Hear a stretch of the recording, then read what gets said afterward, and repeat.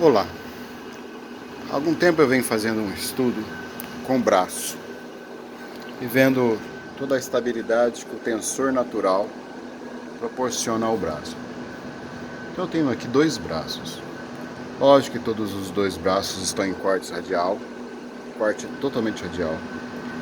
A emenda no mesmo ângulo de braço e feita da mesma forma. A diferença é que eu tenho aqui um braço em mogno e eu tenho aqui um braço em cedro. A gente sabe que o braço de mogno ele tem uma tensão, uma dureza, né? uma estabilidade muito maior do que o próprio cedro. A densidade do mogno é bem maior, então ele permite uma estabilidade muito maior. E qual que é a função desse estudo? Justamente a gente tem um problema quando o braço está positivo e ele, com o decorrer do tempo, ele se torna mais positivo ainda. A mão levanta. Por exemplo, 1 milímetro ou 2 milímetros que ele muda aqui no NUT, ele vai alterar lá na 12ª 4, 5 milímetros. Então isso para o músico é abominável, né? E o que eu fiz?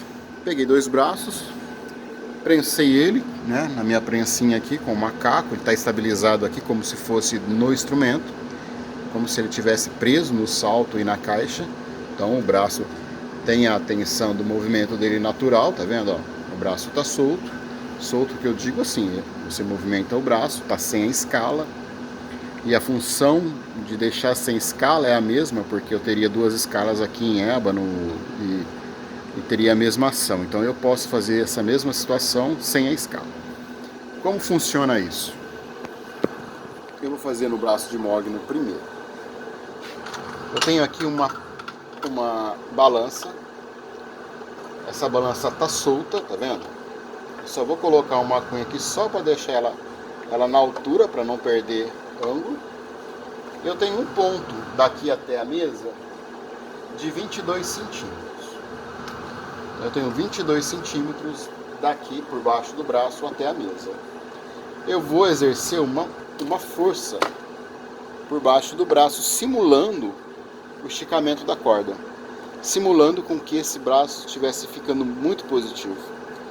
E eu vou exercer uma força aqui de 2 a 3 milímetros e vou fazer a mesma coisa com os dois braços. A mesma medida que eu aferi aqui, eu vou aferir do lado de cá, que é aí eu vou saber a força que isso está acontecendo. Qual é o braço que vai movimentar e o quanto de força eu preciso para movimentar o braço. Vamos lá? Vamos ligar a balança. Vamos zerar a balança.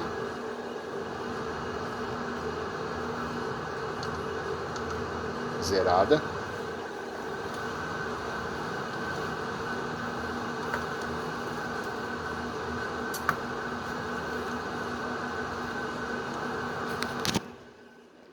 Vou mostrar que está em 22 centímetros, não sei se vai focar certinho a câmera, mas está exatamente em 22 centímetros por baixo do braço.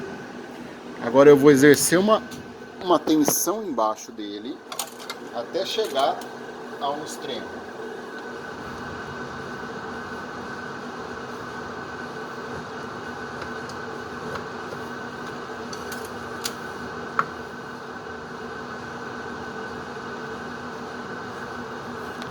Vamos lá. Se você olhar, você vai perceber que está com 22,3 milímetros. Então, para mim chegar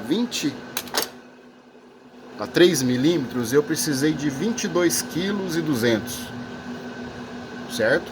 22 quilos. Tá dando variação, mas é natural nos de lá. Vamos considerar 22 quilos aqui de força, 22,2 kg, para dar os 3 milímetros. Então eu vou anotar aqui 22,2 kg. Agora a gente vai repetir isso pro lado de cá.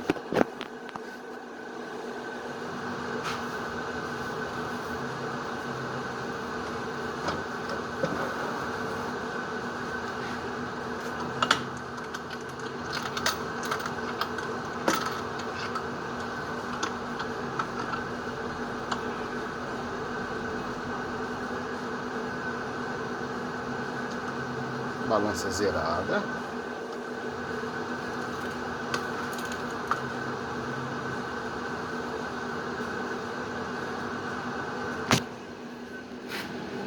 Vamos lá. 22 centímetros, cravado. Vamos zerar de novo. Vamos lá.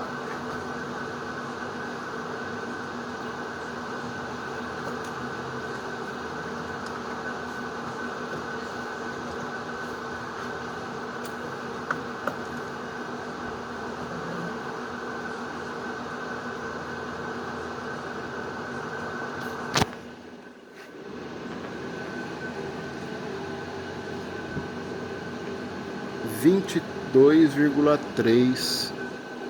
Ainda falta um golinho ainda, mas 22,3. E eu preciso de 24 quilos. 24 quilos e meio para fazer a mesma força. Ou seja, 24 quilos e meio. Então eu tenho uma diferença. Eu preciso mais força para levantar esse braço do que esse em 3 milímetros. Nós estamos falando de 3 milímetros. Obviamente, esse braço tem muito mais estabilidade do que o cedro. E isso me deixa satisfeito. Porque eu vou ter um braço de cedro, que é um braço bem mais leve. Mesmo com o tensor, ele vai ficar muito mais leve do que o próprio mogno. E eu preciso de pelo menos 2,5 kg, 2,3 kg de espaço de força, né? Ou seja, esse braço ele precisa muito mais tensão para ele fazer o que esse braço faz, né? Então é uma prova maior de que o tensor natural ele funciona e funciona bem, tá? Nesse caso aqui é um jacarandá mineiro, muito radial também, né? E tá aí. É mais um estudo que a gente vai agregando aí. Forte abraço a todo mundo.